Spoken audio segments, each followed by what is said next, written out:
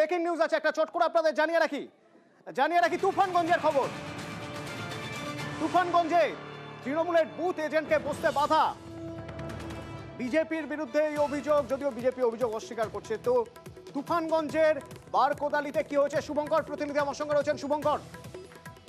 হ্যাঁ অতনু, দেখো তুফানগঞ্জ এই দুই ব্লক, এটি আলিপুরদুয়ার লোকসভা কেন্দ্রের মধ্যে পড়ে। এই তুফানগঞ্জ দুই ব্লকের বারকোদালি যে গ্রাম পঞ্চায়েতের 226 ও 227 নম্বর বুথ, এই বারকোদালি টু গ্রাম পঞ্চায়েতে গত গ্রাম পঞ্চায়েত নির্বাচনে বিজেপি দখল করে। আর এদিন যখন লোকসভা নির্বাচনে শুরুর মুখে যখন তৃণমূলের বুথ এজেন্টরা বসতে গিয়েছিল, তখন তাদের বসতে বাধা দেওয়া হয় বলে অভিযোগ। এবং তৃণমূল নেতৃত্বের অভিযোগ যে বিজেপি আশ্রিত দুষ্কৃতীরা তাদের বাধা দিয়েছে। যদিও বিজেপির অভিযোগ যে তৃণমূল ভিত্তিহীন অভিযোগ করছে, কাউকে বসতে বাধা দেওয়া হয়নি, ওদের লোক নেই, তাই ওরা এ ধরনের ভিত্তিহীন অভিযোগ তুলছে। অতনু, ধন্যবাদ।